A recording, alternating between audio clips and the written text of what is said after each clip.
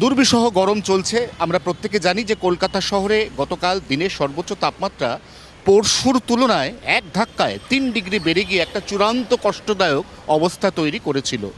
খারাপ খবর যেমন আছে, ভালো খবরও আছে। আগামী 2 থেকে 3 দিনের মধ্যে ভারতের আন্দামান নিকোবর দ্বীপপুঞ্জে প্রবেশ ঘটছে মৌসুমি বায়ু অর্থাৎ বর্ষার। নিঃসন্দেহে বর্ষা তার নির্দিষ্ট যে সময় সারণী, এই সময় সারণী মেনটেন করলো 2026 সালে। অনেকগুলো ফ্যাক্টর আছে ভারতবর্ষের মূল ভূখণ্ডে বর্ষা প্রবেশের ক্ষেত্রে। কারণ আমরা জানি যে আন্দামান নিকোবর দ্বীপপুঞ্জে মৌসুমি বায়ু বা বর্ষা প্রবেশের অন্তত 12 থেকে 14 দিনের মাথায় সেটা ভারতবর্ষের মূল ভূখণ্ড অর্থাৎ কেরলে প্রবেশ করে।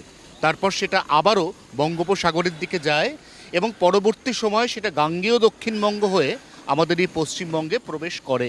এই অবস্থায় আন্দামান নিকোবর দ্বীপপুঞ্জে যদি আগামী 2 থেকে 3 দিনের মধ্যে মৌসুমি বায়ু প্রবেশ করে যায়, তাহলে নিঃসন্দেহে আমরা এমনটা আশা করতে পারি যে রাজ্যে এবার নির্দিষ্ট সময়ে বর্ষার আগমন ঘটবে।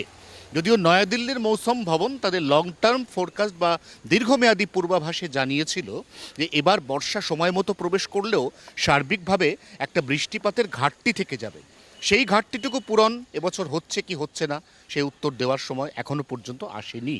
কিন্তু তার আগে উত্তরবঙ্গে আগামী অন্তত 4 দিন ভারী থেকে অতি ভারী বৃষ্টির পূর্বাভাস।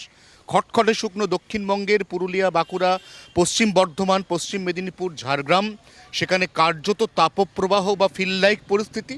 আর গাঙ্গেয় দক্ষিণবঙ্গের কলকাতা, হাওড়া, হুগলি, নদিয়া, 24 পরগনা, সেখানে দহন জ্বালার দোসর হতে চলেছে চূড়ান্ত ঘর্মাক্ত আপেক্ষিক আর্দ্রতা। এই মুহূর্তে গোটা রাজ্যে বিশেষ করে দক্ষিণবঙ্গে বৃষ্টিপাতের আর তেমন কোনো পূর্বাভাস থাকছে না। তবে আগামী সোমমঙ্গলবারের পর কিছুটা হাওয়া বদল হতে পারে। বুধবার বা বৃহস্পতিবারের পর থেকে আবারও মেঘলা হতে পারে দক্ষিণবঙ্গের আকাশ, আবারও মিলতে পারে সামান্য বৃষ্টি এবং স্বস্তি। তার আগে উত্তর এবং দক্ষিণবঙ্গের আবহাওয়া সম্পূর্ণ বিপরীতমুখী। কিন্তু তারই মধ্যে ওই যে বললাম, কিছুটা আসার খবর মৌসুমি বায়ু নিয়ে। 24 ঘন্টার জন্য ক্যামেরায় অরিন্দমের সঙ্গে অয়ন, কলকাতা।